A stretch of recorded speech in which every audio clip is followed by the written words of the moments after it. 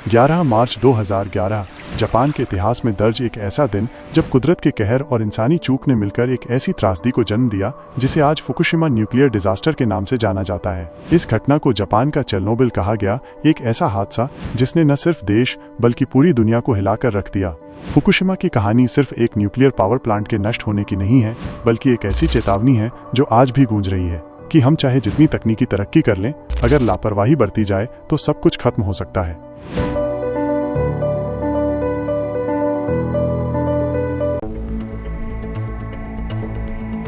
ग्यारह मार्च 2011 को दोपहर 2:46 बजे जापान के होंशु द्वीप के पास समुद्र में 9.0 की तीव्रता वाला एक जोरदार भूकंप आया।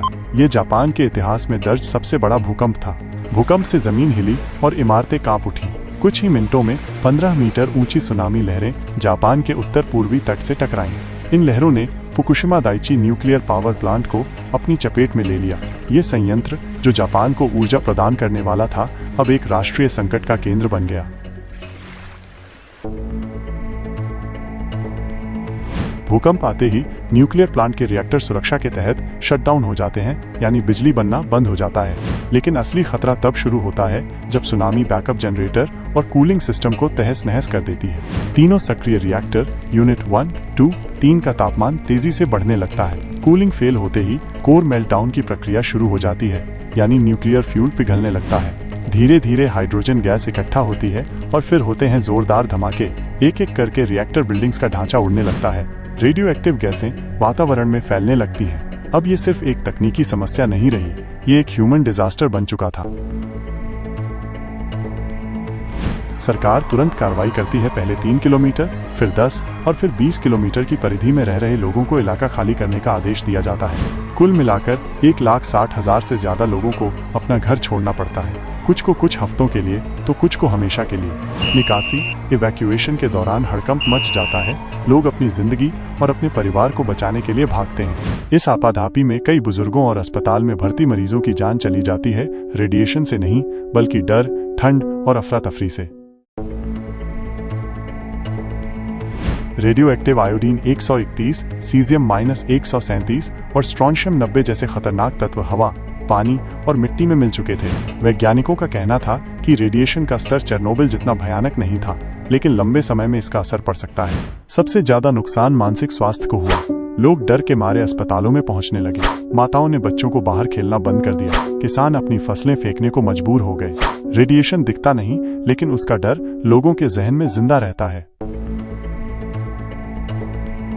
जांच में सामने आया कि plant operator TEPCO Tokyo electric power company ने कई सुरक्षा चेतावनियों को नजरअंदाज किया था। प्लांट को समुद्र के किनारे बनाया गया था, लेकिन सुनामी की संभावित ऊंचाई को कम आंका गया। कूलिंग सिस्टम के बैकअप पर्याप्त नहीं थे और आपदा के समय कर्मचारियों को स्पष्ट आदेश नहीं दिए गए। सरकार की तरफ से भी भ्रम की स्थिति रही। पहले कहा गया कि स्थिति काबू में है, फिर कुछ रेडिएशन लीक की बात सामने आई। इन सब ने लोगों का भरोसा तोड़ दिया और यही सबसे बड़ा नुकसान था।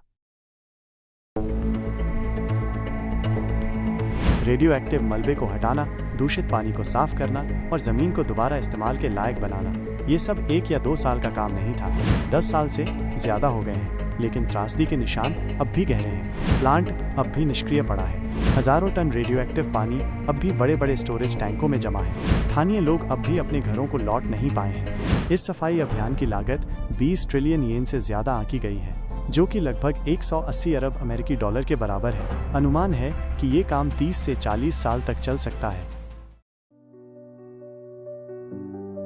फुकुशिमा दुर्घटना के बाद जापान की जनता में परमाणु ऊर्जा, न्यूक्लियर पावर को लेकर गहरा अविश्वास पैदा हो गया।